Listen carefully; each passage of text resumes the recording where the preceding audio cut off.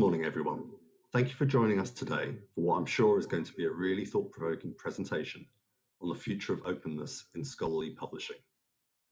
For those of you who don't know me, I'm David Nicholson, and it's my pleasure to welcome you here today. Although, of course, like you, I had been really looking forward to meeting you in person in London at our executive seminar. From your feedback on the seminars over the years, we know that one of the most important elements of the event is the power of meeting face-to-face.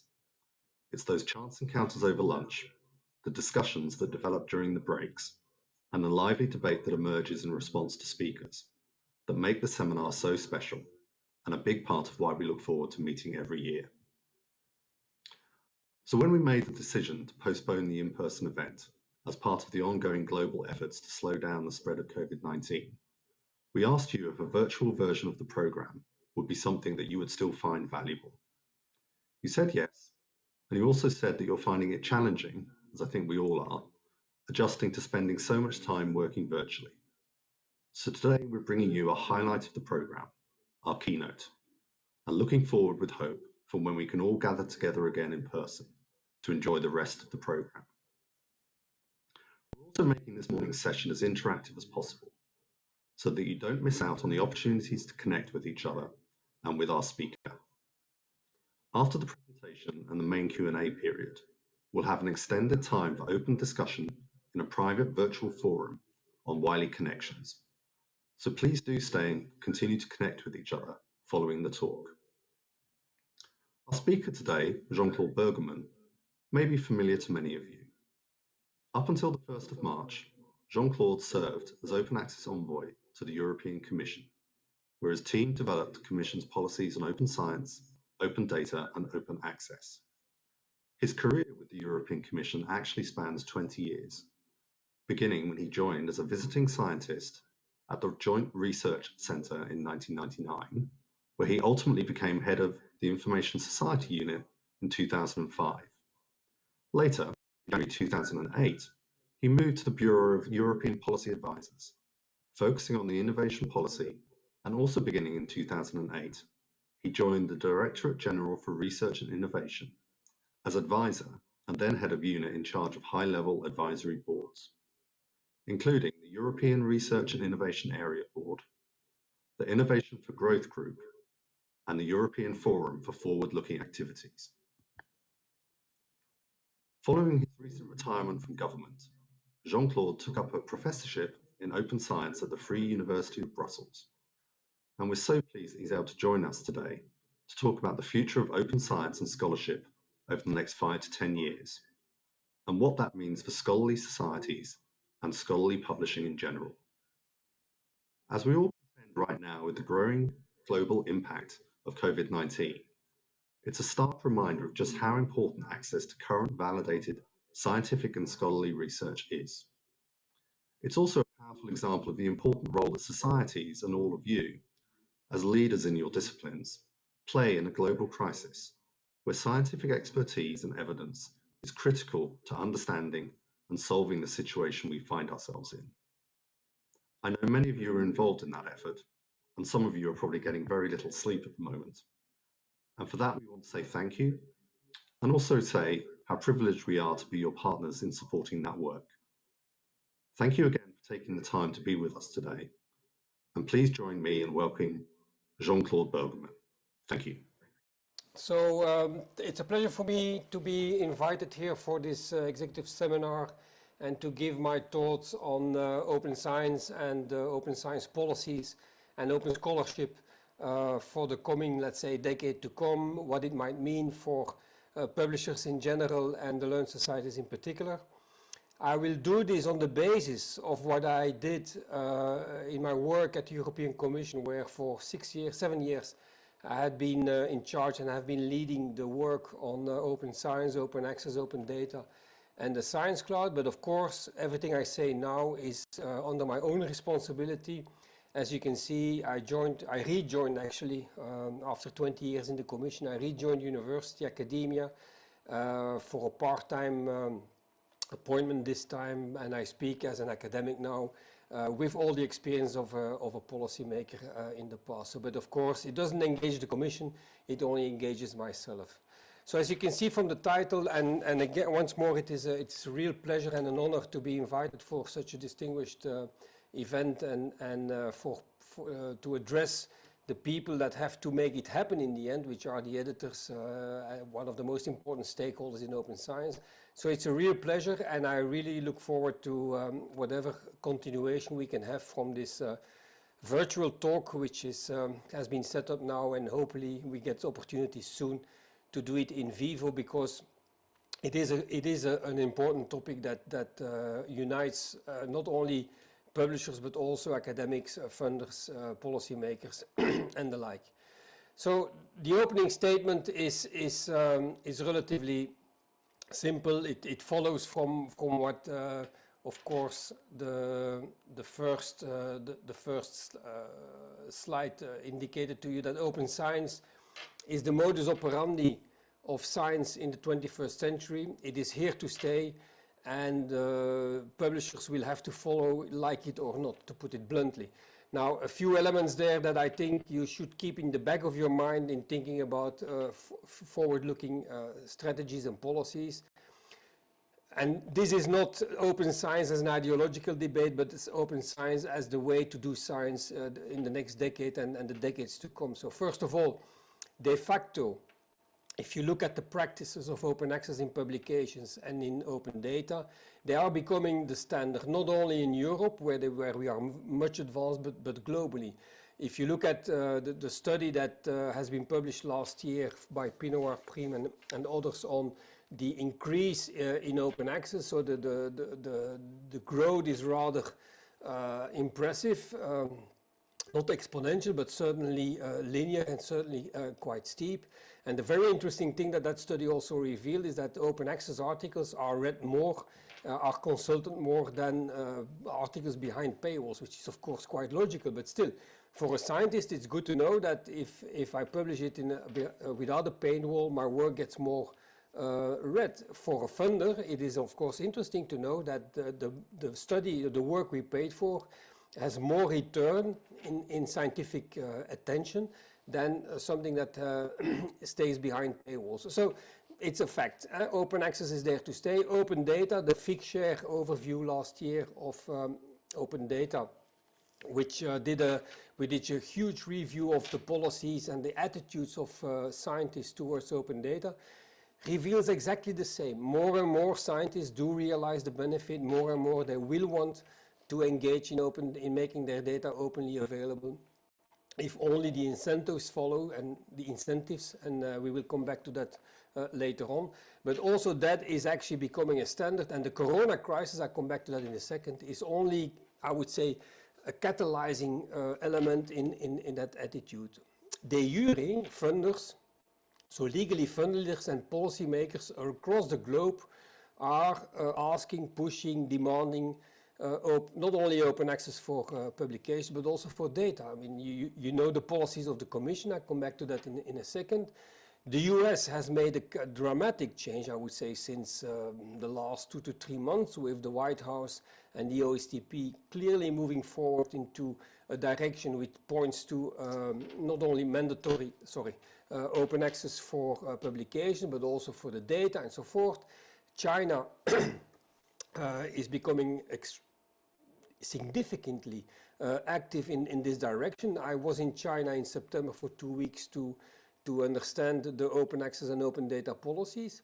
And I must say that between September and now, it's not a U-turn, but what they announced there in September, that they would go in that direction, they have materialized by the clear indications of the Ministry of Science, the Chinese Academy of Science, to push for open access policies and open data practices.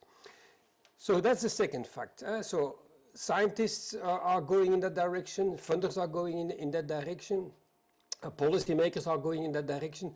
And then it's suffice to say that it is really, in my view, a no-brainer anymore, that if you look at it in abstractum, from outside this planet, and you would try to list the benefits of open access and open data for funder scientists and the science and the sciences in itself, it's a no-brainer that it is simply the way we will have to do science in this century. It gives a better return of investment for the funder because your investment is used much more than in a non-open way. And by the way, open does not mean for free. It is better for science because if you can globally work together immediately on the available results in formats, open access, in formats that are accessible to everyone, open data, it's quite clear that your science will progress much quicker and you can do the cross-disciplinarity which you need even more than ever before. And every grand challenge that we are facing this decade and the next 2 decades, let's say, is requiring for cross-disciplinarity, and it is better for the scientists. And for example, we just something that comes to my mind, we did a simulation, we asked a simulation study last year at the Commission. The non-availability of open data would go up to the cost of it, so the opportunity cost that you will not make by not having them in a reproducible format would go up to 10 billion per year for the Union. Okay, these simulations, they are what they are because it is a bit in abstractum. You cannot do a kind of a counter experiment, but they give you an indication of all this. But interestingly enough, I would say that this whole corona crisis and the way science reacts to it, and the way we see publishers reacting to it, by the way, is extremely interesting from the point of view that I want to make here, that this is how we will have to do science in this century. Why? Because you see immediately all the data providers working together in open formats, because otherwise you can't do the trend analysis or do the AI on it if you want. You see the publishers grouping all their articles which are relevant in open repositories, like the PubMed aggregation which has been announced, I think, last week by 36 or 37 global editors, whereby they pool all their corona-related stuff without the paywall. So suddenly, it is available, and you see, of course, suddenly new kind of services emerging, which you need to make sense of this movement, which are, for example, the corona tracking research reports, the databases that they are creating, or the pooling of databases that they are creating to find reviewers for this explosion of projects that have been announced and so on. So in a certain sense, if there will be one of the positive follow-ups of this whole crisis, I think, is that it has been a final push through that if the way we do science this century is one which is networked, which is with open standards, for fair standards for data, open and immediate access to relevant research, and of course the whole adagium as open as possible, as closed as needed, still holds on. It goes without saying, and that again you see in the whole corona crisis as well, that patient data should not be thrown in the open, but have to be formatted and made available in ways that they don't violate GDPR and so on. Anyway, you got the picture. And policy-wise, if I go to the European Union and what we did there the last decade, it is clear that this trend of pushing and pulling for open access and open data will not go away. You see the evolution there of European policies from a very timid pilot in 2008 on open access for publications with green, gold, diamond, copper and what have you, to find out to a situation where actually this year, because it starts next year, the policies will be mandatory open access, mandatory open data, mandatory data management plans, with, of course, always the possibility to have exceptions, but not with the possibility not to do the DMP and not to make sure that, if needed, the data will be openly available. So, just to complete the picture there, from a European point of view, given the audience that we are speaking to, is that, and I highly doubt that what our experiences with Corona, and the Commission has been very active in pooling and pushing all these initiatives on research-wise together. So what we will most likely see for sure happening is that what is proposed now with regard to open access and open data for the framework program, which starts next year, will happen, and you see them there. Complete alignment with the Plan S principles, not everything, but most of what the Commission will propose is completely compatible with Plan S, immediate open access, so no more embargoes, no more refundability of the costs which are incurred if someone opts for hybrid, so the non-eligibility of those costs. There is some discussion there on the level, but we can come back on that later on. And then finally, and that's already in the model grant agreement, in the regulation, sorry, is of course that the authors are asked to keep full retention of their copyright. Now, these obligations will be mandatory, so you will not be able, just like the data management plan, you will not be able to be eligible for a contract, for a research contract or a proposal, if you don't comply with the open access and the open data obligations. And all around Europe, you see funders do the same. Likewise, I draw your attention, I know that it is not in your immediate perimeter of attention, but it should become so, because this year also the European Commission will launch the European Open Science Cloud. So we have been working hard on it to launch the governance system. There is an executive board, a governance board. It's all there and it's working, but it is still not an operational reality. So this year, van der Leyen announced, so the President, Ursula von der Leyen, announced in her speech in Davos, it was the second point of priority which she listed in Davos, is that she wants precisely to create this common pool from a public service point of view, if you want, for the results of publicly funded data, which is the European Open Science Cloud. So my prediction is, and I'm no longer in the Commission, so I can make predictions now. My prediction is that somewhere before the autumn, we will have the formal launch, and maybe some of the projects that are already being proposed to fight the corona crisis will already be European Open Science Cloud in a mini format, if you want. So keep an eye on that. It will be there and it will stay there. Why? Because there is also a huge global competition there, but I come back to that in a second. Now, so open science is there to stay for many reasons, and just one slide to even broaden your awareness of it, in case you would not have already been briefed on that, is that it is not a topic, a Mickey Mouse topic of some crazy scientist fanatics or some bureaucrats who are busy with it in Brussels. Open science is clearly open science policy and open access policies are clearly global discussion policy. So I Googled yesterday the hits that you find on, if you put in open science, well, you have 4.8 billion hits. Now, when we started working on it, it was 127 million 7 years ago. Just to show you, it's okay, it is what it is, but you see what I want to say there. It is a global discussion in all the fora that I had to work in at the Commission. It was one of the attention point that always came back when ministers of science and research met in the G7, the G8, sorry, the G20, it is in the OECD. After the summer, the United Nations will come up, and again the corona crisis will be another strong argument to do that. Will come up with a declaration on research data as a science commons. You have an immensely active community around GoFair to make the data of publicly funded research findable, accessible, interoperable and reusable, etc., etc. You see policies on open science deployed within every member state. Many countries have their open science board, but also globally you see policies being deployed in the US. Canada has its board, Australia has an open science cloud approach, they call it differently, Japan, Korea and so on.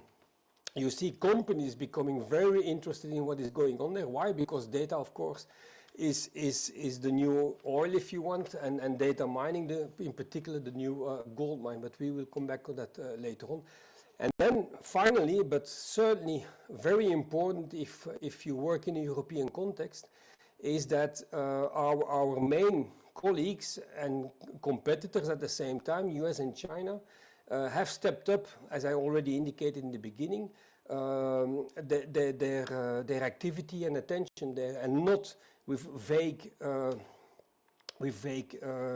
announcements, with concrete far-reaching actions. I recall you that for those who were at the Academic Publishing Europe conference in Berlin in the beginning of the year, where the Chinese delegation, they came over with 4 people, only to do a talk of 20 minutes, and they bluntly announced, quite openly, transparently and honestly if you want, or bluntly, depending on how you look at it, that they are going full force ahead in open access publishing, and they are looking for partnerships with European companies to buy in the expertise and establish their own competence.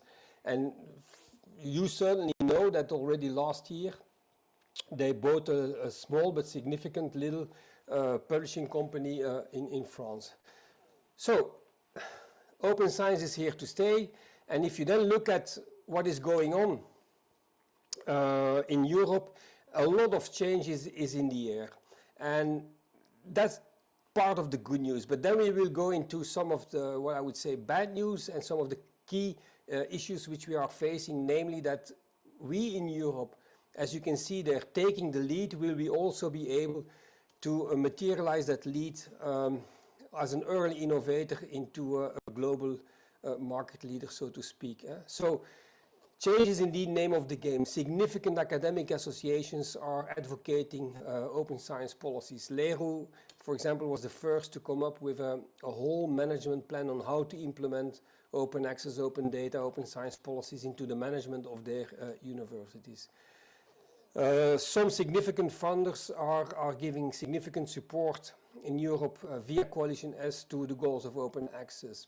We have some of the early innovators in new practices of open science, like networking, sharing and so forth, like the companies which you see mentioned there, Mendeley, Figshare, are certainly some of the first and some of the, I would say, most interesting from a professional point of view, a science professional point of view, than in realizing the promises of collaborative data sharing. We have some real greenfield players or new innovators who were first with new practices and business models in publishing, like faculty. Okay, it's now Taylor and Francis, but still they were one of the first. Frontier, Sindawi, well, you know all them. What is interesting to see is that since the summer of last year, I would say, since let's say the last 18 months, the 2 top players that we have in Europe in terms of publishing activity, namely Springer Nature and Elsevier, have made some significant openings in their open access policies, which until then were bluntly trying to keep the old business model as long as possible without doing any change or concessions. So the transformative deals, I'll come back to that in a second, and the Dutch deal, which is being negotiated now with Elsevier and some of the key, all of the universities in the Netherlands, are indications that our 2 key players, which by the way are global champions, are changing their strategy as well, in different intensities, but still. We see enormous amount of, I would say, thousands of data communities, people in the data communities working on open data, and we see an increasingly federation of open science policy makers across Europe. So one of the last things that we were doing in the Commission is to try to pool all the national open science committees that are emerging, like in Finland, in Holland, in Belgium and so on, and try to merge all these chairs, aggregate them in what would then be a kind of European open science policy board. So Europe is clearly aware that something is changing. The scientists, the funders, the publishers, the policymakers, and a lot of things are happening that go in the right direction. At the same time, there is a lot of ambiguity as well. But because, to be honest, Plan S was a fantastic wake-up call, I would say, to our communities and stakeholders to look at what is going on there, but the firepower of Plan S is limited because not all the funders, to put it diplomatically, are on board, not even a majority. If you look at funding and output of that funding into publications, it is not really something that should cover what it should cover. A lot of the overwhelming majority of the business models of our publishing industry, which is, as I said, globally leading, and on an aggregate level, European publishing houses publish more than, I would say, 60% of the world output, depending on how you count it. But still, the majority of what they do, notwithstanding the transformative deals, notwithstanding the deal that Elsevier is trying to, the new model Elsevier is negotiating with in the Netherlands, it is still old model. So it's not really wholeheartedly that the model is being changed. There is a reason for that. We come back to it. And then finally, on the one hand, we have a lot of researchers advocating loudly, and it certainly contributes to the 4.8 billion hits on Google to change the system. But then if you go and talk with these researchers, then say, okay, but that means that it has an implication on your metrics, not the least because a lot of what is meant to be done under open science conditions is not being captured by metrics, because metrics only look at one element of your scientific activity, which are your publications. At the same time, we see a lot of hesitation within this community, and I call it the Stockholm syndrome, to change the impact factor as it is. So one of my frustrations of being in charge of all this at the Commission is I was not able to bring around the table enough stakeholders willing to come up not with a final proposal, but with the beginning of a proposal to change the metric system, which is now doomed by everyone, the DORA declaration. But if you then tell these people around the table, young and old researchers, elite and non-elite, okay, we know what we don't want, can we now make a proposal how we do want it? Then suddenly you get a lot of kind of strange arguments that, yeah, but in the end this and that, and so the system doesn't change. But these, I think, my prediction, by the way, is that this will change also this year, and we can come back to that later on. And so it's also a debate lacking a lot of ratio, because in my career at the Commission as policymaker, I must say that this is one of the debates that I participated in where I was really astonished by the ideology and the lack of facts in arguing what we want to argue, pro or contra, that I have ever witnessed. And I give you a few examples there that presenting that the whole what we have to pay for publications is like the most important cost that is incurred to academia is completely nonsense. It is, if you look at the overall spending on education in general or by university, it is probably one of the smallest posts that appear in absolute numbers. Of course, in itself, on face value, what has to be paid is a lot of money, but if you compare it to what is paid for travel, for academics, it is certainly not bigger, to put it diplomatically. The percentage of journals also that is too expensive to flip is very small, so it is not true that flipping the whole system is simply not payable. It only accounts for, I would say, the top 1% of the journals in any discipline, which on an aggregate level, or even less, would be a few hundreds. So presenting that as an insurmountable problem is also not really correct. The percentage of science, because that's an argument that you hear a lot. Yeah, if you change the system, it will be too expensive for most of the scientists to be in these top journals, and so you cannot abolish the hybrid. Now, the percentage of scientists that publish in these top journals with high APCs is, to my knowledge, extremely limited. I don't think that more than 0.001% of the scientific population ever makes it to journals where the APC costs are above 10 to 15,000 per article, simply because they don't publish so many articles, and simply because we have, compared to the total volume, the total population of scientists, it is an infinite small number. Then, more importantly, on the side of some of the scientists, I also do not understand why this whole debate is about paying or not paying. We live in a real-life economy where there are no free services, and if there is a free service, you pay it via publicity. So I really don't see the point there that changing the system should violate the principle of having free access, because there simply is no free access. It has to be paid somewhere, because people put work and add value into it somewhere. My personal astonishment in this whole discussion has always been an obsession from whatever side, funders, scientists or publishers, of a unique price. If I buy a book in Amazon in the US, or I buy it with my account in Europe, I pay a different price for the same book. If I buy a car in China or I buy the same car in Europe, I also pay a different price even if I ship it. So why should that not apply for publication? So I think that we have to go to a model whereby if we go to full open access, we have differentiated APCs according to the region in which we are working, because that's the logic, that's the economic logic that is behind any service anywhere.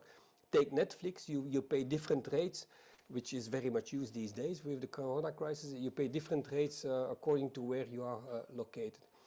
And then finally, and that applies of course to the Learned Societies a lot, to some of the critiques that you hear a lot is that the money that is being made with publication should only be used for publication and should not go into other activities. And Learned Societies, well, once more, I mean, I can speak openly now. A lot of the revenue for the conferences and vice versa for the publication comes because of cross-subsidization. Now, I personally don't see why this is a problem. Any industry, any innovation industry works on a cross-subsidizing model. The fact that Microsoft Games is such a thriving part of the Microsoft company these days is because it was cross-subsidized with the endless benefits that were made on Office and Windows. So cross-subsidization is simply part of the economic reality. So these are the kind of completely irrational, almost ideological parts of the discussion, which maybe also explains why in Europe we do not go from our position as being strong and being ahead of the game, or trying to overcome the ambiguity into becoming a leader. And that is what I call, we are now in a situation which is rather typical for a lot of innovation in Europe in ICTs, is that we are in a period in Europe now where we hesitate, that's the H, where we hesitate to move from A to B, to put it simple. And that is actually something we cannot easily solve, at least not in one day, but it is a reality. And you cannot have accept that what we are living is disruption, and at the same time asking that there is continuity of the business model. And by the way, the former CEO of Springer Nature said it last year in a big conference in Zurich in front of Geneva, so in front of all the journalists. He said, well, if I would have to reinvent today the publishing model, it would be for sure an open access model. The only way the big problem I have now is precisely, I know that it is disruption, but how do I pay the transition? So and that is of course underlying trying to get as much continuity of business as possible. And that explains, in my personal view, that a lot of the change strategies which we see are actually trying to force old or new digital models, open access publishing, into old analog business models, the way it was used, subscription and so forth, of the past. My personal view is that this is exactly the definition of the transformative models. It is trying to do a disruption based on a model which is actually trying to guarantee the revenue of the old model. So in the end, my fear is that the aggregated sum of all these deals will be much more expensive than if you would make the switch more quickly. And thus we are facing this famous H syndrome in Europe in innovation, which we have seen so many times in the past. We were the first to invent the internet, if you want to put it. The Minitel was actually an internet avant la lettre, but we did not want to get rid of the protocols and the architecture behind it. And as a result, the new internet, so the IP-based model invented in the US or pushed through in the US became dominant. We had at one point in time a world leader, global leader, 40% of the global market in mobile communications with Nokia, and in 4 years' time Nokia got completely pushed out of the market because they didn't want to adapt to the new reality of interfacing on a phone, which was iPhones and so on. So I would say that that's actually where we are today. So we know that open science is the way forward. We know that we have some of the leading edge people and players and stakeholders ready to go for it or doing things that strategies that go in the right direction, but we are hesitating to push it forward. And that is the dilemma, I would say, where we are today and where all the publishers in particular are to is how precisely to take back the expression of Daniel Roper. If I know that disruption is the future, how can I get there in a way that is as conciliatory, if you want, as possible? Now, in order to make that switch, and now we go into the heart of strategy, I would say, at least from my point of view, I mean, not from a commercial point of view per se, that follows, is that strategy, that switch, to make that switch, we have to accept that there is no turning back in what we are witnessing, and that the way science is produced and will look like in the coming decades and will become articulated this decade is changing fundamentally. And I've put there some of the elements, and because this is of course a snapshot of a huge debate which is extremely interesting from an anthropological, from a sociological and whatever point of view you can imagine there. But what we clearly see happening is that science is moving from a situation where we go from a single individual trying to, or a lab, trying to prove the final point of whatever he wants to prove in a certain discipline of problem. We are moving from that situation to a situation where network groups of scientists, and Corona again is a perfect example, what is happening with Corona is a perfect example of it, so that we are moving from that situation to a kind of a permanent collaborative effort, whereby the focus is no longer on what is the final outcome for once and for all, but whereby the focus is on producing the best available knowledge for a certain problem at that point in time. Once more, look at what is happening with Corona, but this is not something so spectacularly new either, because what has happened in software with open source is exactly that. Open source is you go from beta to beta to beta to beta version, and you just throw it in. At some point in time, the community decides to release it, the community of developers, which is based on a peer-reviewed, by the way, and highly quality guaranteed strategy, and then you just throw it on the market. So we are moving from a situation, and that really is a very interesting book I can recommend to you, which is on the bottom there, Understanding Scientific Understanding. So science is no longer proving for one and for all the final truth on X, but is a continuous process of getting a better, deeper understanding of what you want to address. Because if you think about it, and he's completely right, the only science which comes up with final proofs ever is mathematics. Once you have proven something, it is there. But in all the other sciences, you have a continuous resetting according to new insights. So you have a kind of liquid scholarship that is emerging as the model behind scientific production and knowledge production in itself. You have a kind of a continuous stream of parts and parcel of that liquid model which are being produced in order to make it possible. So you no longer have the science only obsessed with the final article, but making the data on a daily basis, and the results and the scans and the lab notebooks and so forth on a daily basis available, and networking them into new insights becomes the new reality, rather than the premium locked door model of the past. Which means that you have quality assurance mechanism being built in, peer review, in every part of the scientific process, and not only at the end, which means, by the way, that for publishers you will need even more quality assurance and peer review pools, expertise in the past. It will also mean that if science shifts from producing the unique article or book towards producing a continuous, qualitatively highly stream of knowledge productions, it will also mean that we will have to find new ways to measure this.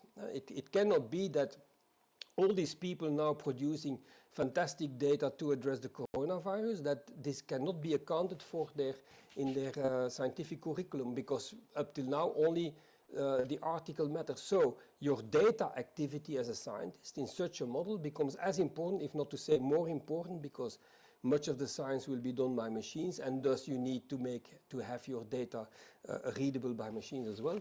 So it will become an even much more important part of scientific production than it used to be in the past. And that means if we take that on board as a correct assumption, and I would really be highly surprised if that assumption is the wrong one, that means that for publishing, we are going to a situation whereby the old model of publishing, focusing on the end product in a wrapped up way, which is a journal, so to speak, we go to a situation that whereby the production of an article is the least important output in volume of the knowledge stream. We go to a situation where publishers of any kind will have to offer platforms where this whole production process can be supported, peer-reviewed, annotated, put in collaborative mode, and so forth. And that will be most likely where most of the value added, and thus of the new business model, will come from of the future.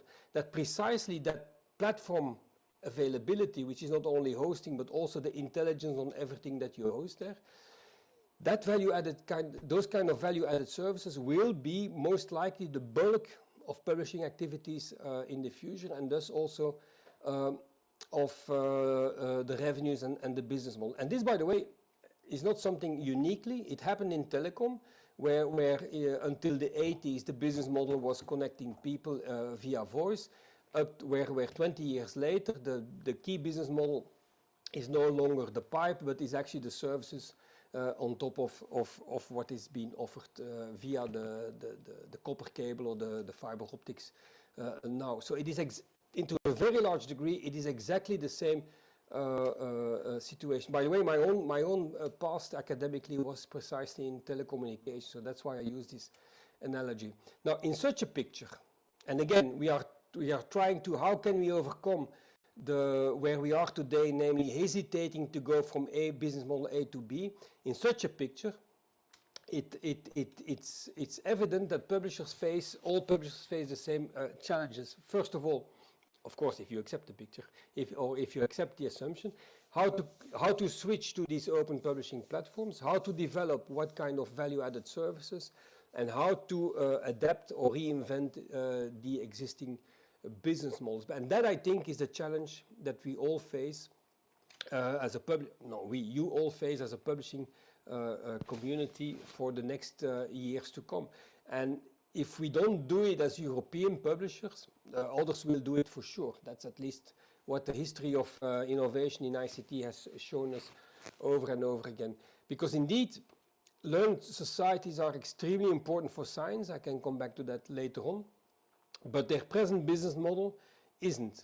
Because if you talk to the learned societies, when I had these discussions with them in my previous role, they all clearly underlined the first line, and it resulted from that is almost automatic justification of the present business model. Well, it isn't.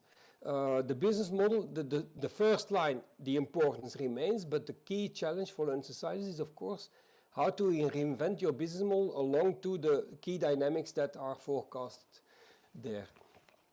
So my final two slides then is, if we go back to the line of argument, we are witnessing a change which is irreversible. We are in Europe, at least from the point of view of innovating new practices, certainly leading and at the same time hesitating. Can we afford us to hesitate much longer? No, because of the dynamics of science and going into liquid science and all the new opportunities to come from that. I go back to the key point. How then can we overcome the transition dilemma which we face now? If we accept that we have to go from A to B, and if we accept that we don't have 20 years to go there, we should do it relatively quickly. So how can we do it in a way that it is a win-win, as I announced in the title of this presentation, for most of the players who want to play the win-win? Well, there is my proposal that the only way we can do that is by creating a European deal on open access and open science. It is actually relatively simple and blunt, but we have to join the forces. I do believe that given the scale of European players and given the particularities of our market, we are 500 million, but we are not because we are still fragmented. We have to take a few considerations into account and join forces there. First of all, first consideration, we have some time. And the cutoff date for Plan S, if you would want to take that one, is 1/1/25. By then, all the exceptions will have gone off. That means we have more than 4 years to go there, and in 4 years you can make a turnaround. In 4 years, Nokia was out of business, so in 4 years' time we can do the shift as well. The only way it is feasible for publishers and learned societies to take that risk for the change, because it is a risk, of course. It is easier to stay with what works than trying to speculate on what has to be proven to be a reality. The only way we can do that is by guaranteeing the key players, in your case the learned societies, a zero-sum guarantee kind of play, which means that the money that is in the system for publication should remain there. So we should make the shift from an analog to a digital model, from a journal-based to an article-based, from a one-shot output-based to a multiple platform approach. We should use that with the money that is available, because it cannot be that the profits that are being made by, for example, no longer paying the hybrids are used to buy a car for the Ministry of Finance. I'm just inventing something. So only with a zero sum we can offer enough guarantee for the system to take that risks, and all the players in the system should pick up part of the bill. So funders should not say that from now on in such a we stop financing. Universities should not say, well, we are not concerned, the ministries have to pay for it. And publishers should not say we only do it when you give us additional money, which is actually what some of the deals are all about. So if we share the cost based on using the same pool of resources available, I think we can make it. It will require, of course, a lot of talking, a lot of discussion. It will require the setting up of mechanisms to monitor that and to make it a reality. But I'll come back to that in a second. It is possible, and in doing that, I think we'll stop the old and the difficult discussion, you open access, yes or no. We'll propel ourselves as a European ecosystem into the new modus operandi and make sure we stay on top of the global game of knowledge production and gathering and dissemination. So such a pan-European deal unfortunately can only be initiated by the stakeholders, meaning the Commission. I looked all this into detail when I worked at the Commission. We have no power, and we should not have that power, I think, to initiate a mechanism there. We can initiate the process, but we cannot initiate the mechanism. So we should as a stakeholder community, funders, universities, policymakers, no, not policymakers, and publishers, take the initiative. It should lead into a kind of a memory of understanding leading up to 1/1/25, what kind of roadmaps and what to be delivered by when and under what business model and revenue model, bearing in mind the zero-sum game. If that happens, I checked it when I was still there at the Commission, the European Commission will very likely enthusiastically support this, because that's the way a lot of things happen in many sectors. But it should also lead into a kind of a regulatory board whereby is overlooked how this is done, but also how actually the market of science, because it is a market, will develop in the future to avoid excessive pricing, to avoid hostile takeovers, to avoid a lack of transparency, and etc. A little bit like in telecommunications. Such a proposal is ambitious. It has to be done. There is no model available to do the copy and paste because of the particularities of the sector, but it is certainly not exceptional. In the Green Deal, which is now on the table, is precisely based on that model. Lots of industries, consumer electronics, the car industry, they have that kind of approaches to changing a disrupt or to managing a disruption in a way that it is a win-win. So it is certainly not an exception to the game. It is exceptional for the science industry to do this because we never did it, but it is certainly not an exception to do it in the real economy. And then to wind up, of course, it is not the real, because that's a comment I get a lot then, yes, but science is global, so your solution is partial. Yes, that's true. The truly perfect solution is a global one. But unfortunately, if we have to wait until everyone agrees on that, it's already difficult to make 28 still. Member states agree on it, we will wait for a very long time. But in doing so, and that's my firm belief, if we as European players, and by European I mean players active in Europe, I'm not talking about genetically anchored European players. Now, if we as European players can make this work, we will set the standard for the knowledge players of the future, and also of the business models of the future. And again, if we don't do it, my fear is that others will do it. So my final word is a nice Latin saying that sapere aude possibilismus est. So it is, of course, you need to be courageous, but it is possible. But I do admit that it is easier to say as a policymaker or an academic than if you are with your 2 feet in the daily reality of running a journal, a learned society, or a publishing business. And with that, I conclude, and I'm looking forward to the Q&A and the follow-ups of this presentation and talk. Thank you. If I take the first question, so what would you recommend that learned societies start doing or thinking about now to best position them to become successful advocates of the new future?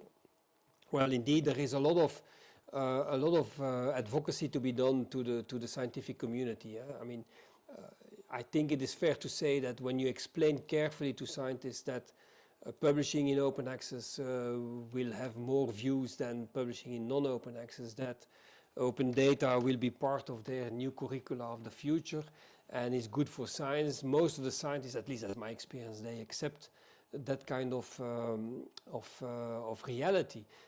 If you ask them bluntly, are you for pro or contra a data management plan, or are you pro or contra transformative deals? Well, you get blunt and partial answers. So advocating towards your communities, and some of the learned societies are very important in brokering the interests of the scientific community, is certainly something that learned societies can do, and I would say are even better positioned to do than, let's say, funders, who are in the end only funders. Secondly, I also think that learned societies really have to start thinking about changing their models and reinventing new services. If you want to stay in the game, so to speak, and if you accept the analysis that I have been given, it follows from it that there is a window, but not a huge window, to rethink some of the services. Learned societies have always been doing it. Learned societies have never been, they were not started to fund conferences and travel and research. They were funded to organize scientists and to organize communities of knowledge, according to what in those days was the best possible way of doing it, which was mainly bringing them together in buildings, discussing them, bringing out papers. Now the new reality is, of course, global, network, digital, open, and so forth, and that you have to adapt to. So that is, I think, the first element. Secondly, the first question. What do you think that the long-term impact of the current pandemic will be on scholarly publishing and funder policies? Will funders move much more towards Plan S? Now, I think indeed that the current pandemic, which clearly demonstrates the value of open access, and publishers have demonstrated themselves by grouping their articles in PubMed repositories. So that clearly demonstrates the value of open access on the one hand, of open data, the need for open data to quickly address and to be able to offer the data mining that is needed to find the patterns behind the disease and the pandemic and the cures. Now, I think that is a game changer. I cannot predict it, but I would be highly surprised that is not that we will go back after the summer to a situation as if all of this never happened. So what you see actually happening around the current pandemic is real life open science activities at all levels of the life cycle of science. So my guess is that indeed it will be very hard to advocate that the ambitions of open access and open data, be it Plan S or not, doesn't matter, are again obsolete when the pandemic is over. On the contrary, and you can almost expect that the same kind of mechanisms that are now set up for this pandemic will be set up for a lot of health research and will be set up for a lot of the SDGs, which are to a certain extent global, not pandemics, but global problems which require global, collaborative, open and so forth relationships. So fully agree that the pandemic is a point of no return in that respect. It's an unwelcome fact, but it's a welcome side effect or a welcome collateral damage, if I can say it in this unrespectful ways. Could you comment on where books fit into all this?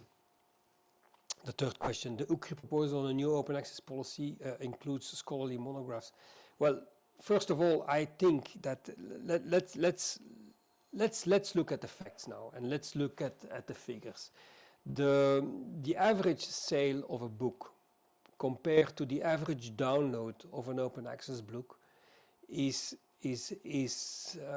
varying to a scale that I would be highly surprised that if I tell a scientist that if he publishes his book in a society or in a prestigious publisher and it gets sold 200 to 300 copies, or he puts it on an average, I'm not talking about Harari 12 million, but there are not that many Hararis either, compared to having a download which go into several thousands, and then you have the exceptions as well.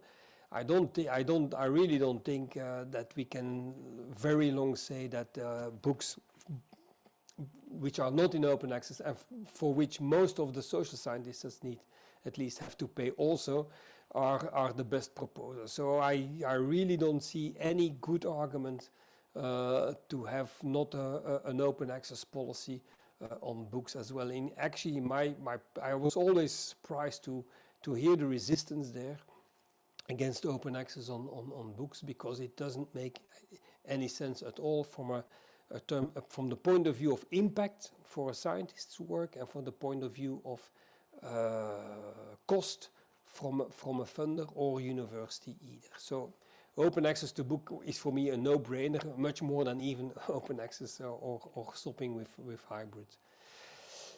Fourth question, do you see a role for learned societies to help transition from the impact factor to metrics that are more fit for purpose? Yes, of course. I mean, I think, and I must say, I spoke a lot to learned societies and in particular people from the EMBL. We had and Bernd Pulverer in particular there. So we had long discussions about learned societies and their value. And I must say that even more than before that, I am convinced that learned societies have a very important role to play in the scientific landscape as such, because they are I would say the free riders, not the free riders, the free thinkers, if you want, of the game, and we need that. We should not go to a science funding landscape which is only the national authorities and some of the big foundations. So we need the learned societies there as well, which subsequently implies the responsibility for them to indeed, and giving their importance and given what they mean in certain sectors, the high value they have for the scientists, they are in pole position to indeed play a role to change the impact factor metric system as it is now to a much more calibrated, complete and much more holistic impact factor of the future. And just to give you one example, I mean, and I'm sorry to use my university again, but our engineers have come up in record time with a cheap and a very efficient alternative for respiratory machines for the hospitals. So they have worked day and night on it. This is top level work from the point of view of engineering, and it will never ever come up in their impact factor, let alone in their curricula. So it doesn't make any sense at all anymore that our whole system is of science, which involves so much work, which is not an article, but which is data, which is visualization, which is software, which is connecting, which is making stuff that is directly available in the reality. All of that is not captured, so we must change that system. The sooner the better. And again, learned societies, due to their prestige in the community and their authority, their moral authority, could play an enormous waking up kind of role in making this transition. Because after all, a new metric system is just like the old metric system, an agreement. It is nowhere written in stone that the impact factor system as it is the only way possible, just as it is nowhere written that whatever we come up for in the future is the best way possible. It is just a new way of adapting to the new reality, coming up with a new new metric system. Given the fifth question, given the disruption around COVID-19, do you think the timeline for the transition could be lengthened? Why not? But I don't see the reason for that. I would rather expect the timeline to be shortened. Given what I just answered under the second question, it is crystal clear now to people who never ever were involved in the discussions of open access and open data that we need open access and open data to answer accurately the challenges that are global, most of the challenges that are global in nature. So I don't see why the timeline should be lengthened. Maybe we could advocate or go that we do it differential timelines according to the disciplines. But again, why? If we make an agreement that by 1/1/25 we do the shift, and we can do it if we play it in the way I tried to outline, then I don't see why we should lengthen it. On the contrary, maybe shorten it. Sixth question, what would you say to those concerned that open access encourage quantity over quality? I would say that well, can you prove it, please? Can you give me the evidence? I've heard that many times, and I know the arguments about predatory publishing, and I know the arguments about articles that are being retracted because of bogus, because of the pressure of publishing and the facility of publishing it. But I personally think that this is the law of big numbers rather than open access. The scientific system in the West has tripled, quadrupled almost. The scientific population, I start again, the scientific population, which was mainly Western Europe, transatlantic, after the Second World War has tripled or quadrupled and become global in less than 50 years. It results and it implies that the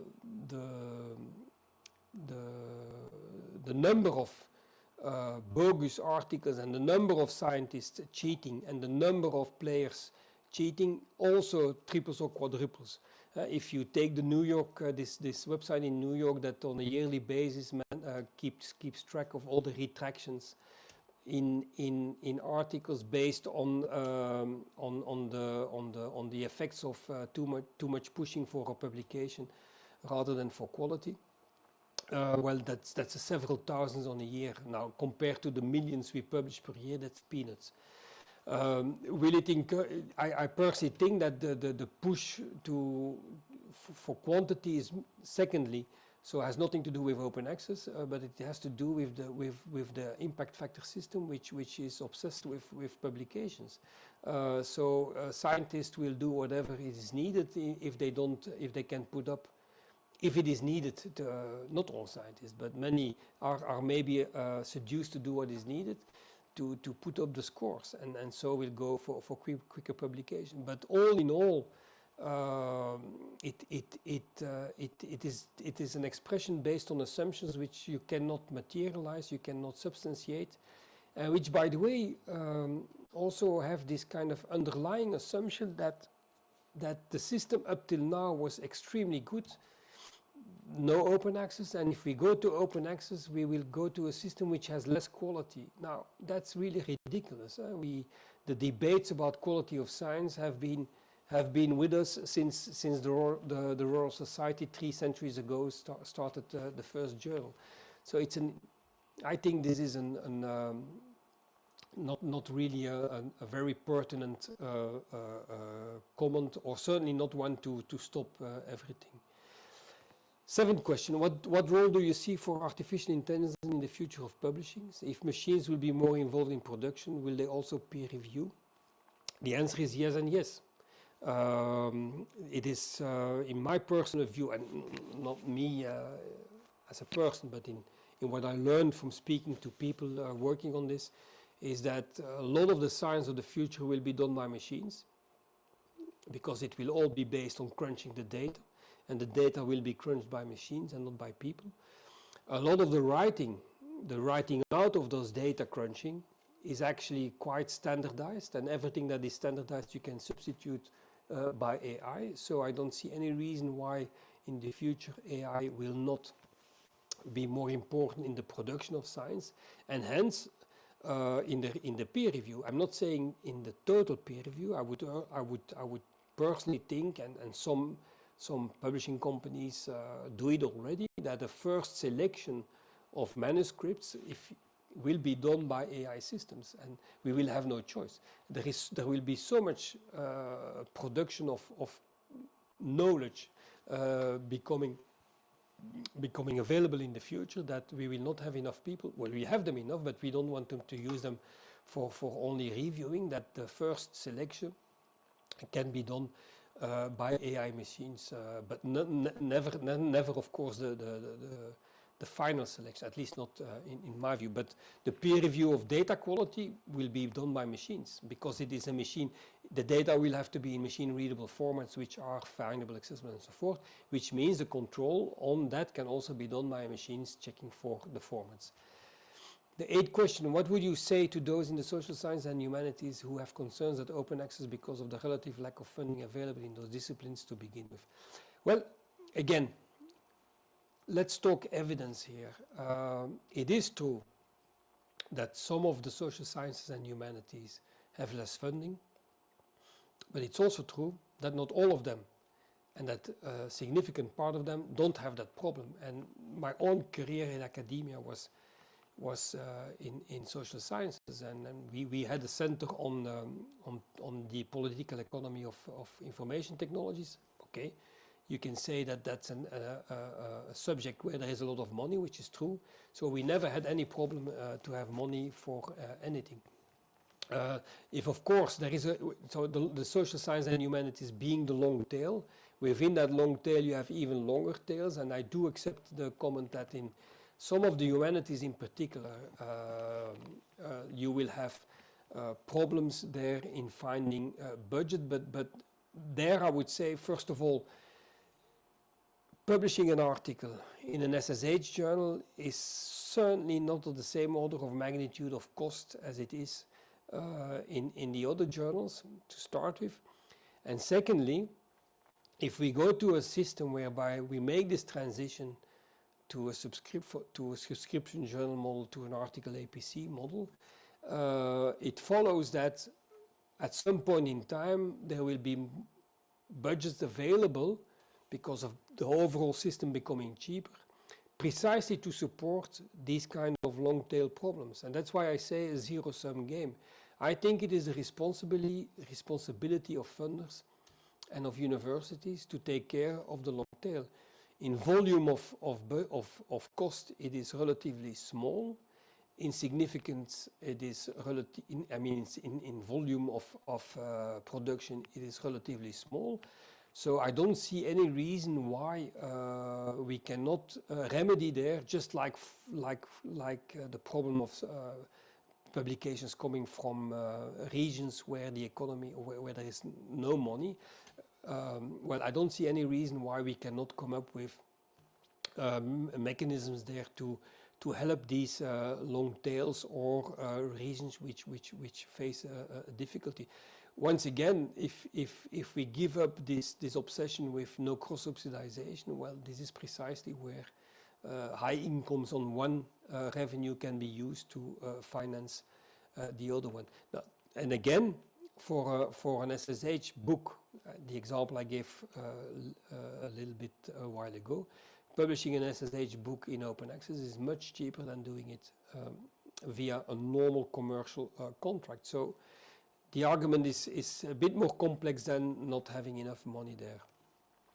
Open data presents the 9-question challenges in different disciplines. Is there any danger that we are pushing too hard and too fast for openness in some areas where the true ramifications aren't yet too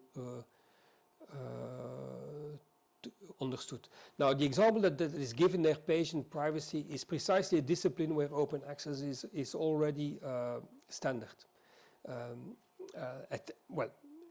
The reusability of data is a standard in the whole life sciences, because that's where you have patient privacy. This is probably one of the areas, together with physics, that were much most advanced in collaborative global data collaboration based on common standards and so forth. The Human Gnome project, if you want, is the first real-life global open science project in the world. So there is a lot of going on there. There are a lot of technologies to guarantee privacy. The concept of FAIR, that the data should be findable and so forth, guarantees precisely this, because rather than aggregating all the data in one data set, if the data are fairly available across all the places where they are produced, the data stay where they are produced according to the formats and according to the access regimes, like privacy, that are listed there, but the software that you want to run on it will travel. And every time the software asks the data repository, can I do this, yes or no? Of course, this is a machine, and if yes, you go on.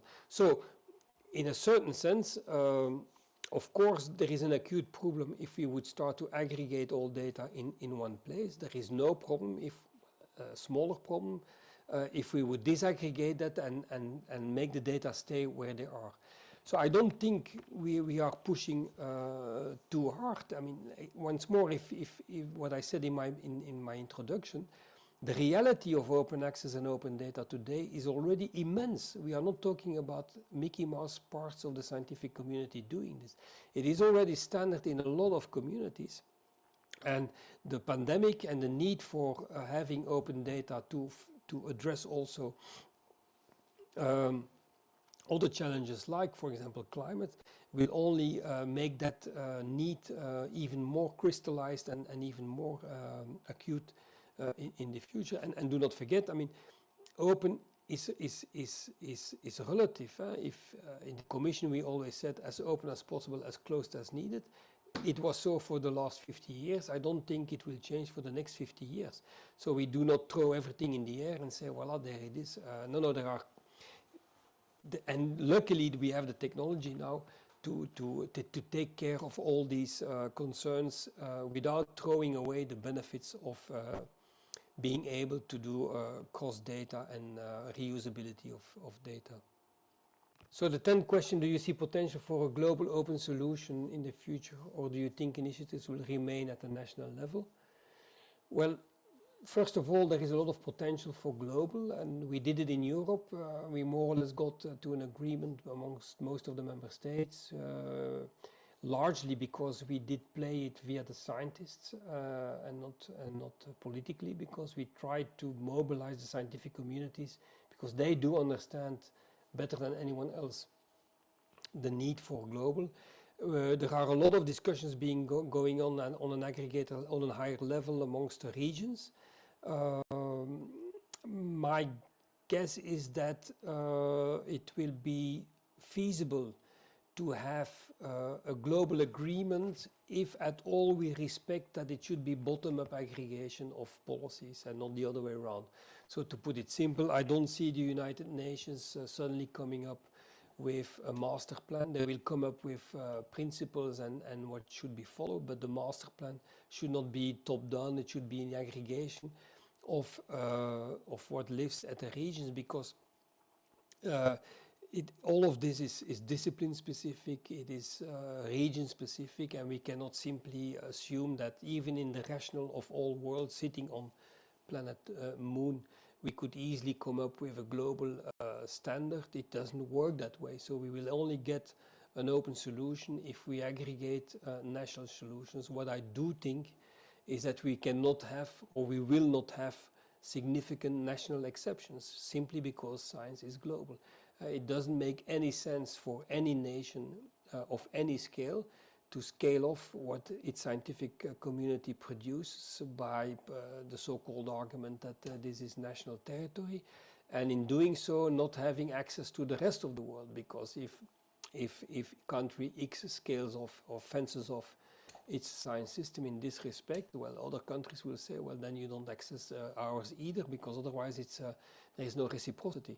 So luckily enough, the science community is global and thinks global, acts global, for these matters at least, and I therefore think that we will quite naturally, if we don't make the mistake to translate it into a top-down initiative, quite naturally we will evolve to a global, let's say, maybe not a solution de facto, but to a global agreement on key standards. And by the way, there again, we have global agreements on internet protocols, we have global agreements on mobile standards. So it is possible, it is not so exceptional, on condition that the key stakeholders take the lead and not the politicians, so to speak, in this respect. And then the final question, if learned societies will need to rely less on subscription going forward, have you seen any examples of organizations developing different services where it's working well? Yes, of course, and you all know them. Look at what the big, first of all, some small players are completely thriving on a business model which is not at all subscription based. You know Faculty 1000, of course, which is of course now part of another game, but Hindawi and Frontiers are making their company and their results and their good results on a model which is not subscription. Now, the new revenues which you are alluding that, well, of course there are plenty of examples. What is Elsevier doing, what is Springer Nature doing is nothing else than launching one service after the other in terms of offering value added to the researchers, which is more than publishing the article, but which is the data mining, which is the connection, which is the open peer review, which is bringing networking, clustering, and so forth. So there is a logic behind what is going on there. You only need to see the merger and acquisitions of these key players to understand what is possible and where they are betting on. For a learned society, of course, it is much more difficult to do that given the revenue, that your revenue stream is less significant than these big players. But that is only that only means that you have to think harder about what are the relevant services for us as a learned society, or can we not cluster our needs amongst learned societies? Can we not come up with win-win solutions with established players and so forth? So the answer is there are plenty of examples, and that is probably where you have to learn from. Thank you. Thank you, Jean, and thank you again to everyone who submitted questions. It's really interesting to hear more about your thinking when it comes to openness in the industry and where we're headed. Professor Burgelman has also given us a lot to think about, and I wanted to emphasize in particular the point he made earlier about the importance of collaboration and all of the players working together. Now more than ever, as research itself becomes more connected and collaborative, funders, universities, societies, and publishers need to be working together to find solutions to the challenges we all face. We each have expertise and different value to offer, but ultimately, we're all focused on the same thing: supporting researchers and the scholarly community and producing high-quality, reproducible research. With that, I just want to thank you all again for joining us, and especially thank Jean-Claude for being here under slightly different circumstances than we all expected. I hope you found it useful, and we'd love your feedback if you have any thoughts or suggestions about the virtual format. You'll receive a very short feedback survey in your inbox later today, but right now, I really encourage you all to sign in to the virtual forum discussion that's kicking off right now in Wiley Connections, our online community site. That conversation will be live with me and Professor Burgelman for about the next hour, and the link and instructions for how to join are displayed below the video screen here, and they're also in your invitation to this meeting. If you have any issues signing in, just contact us at the email listed below the instructions on your screen, and we'll be in touch to help. Thank you all, and speak soon over in Wiley Connections.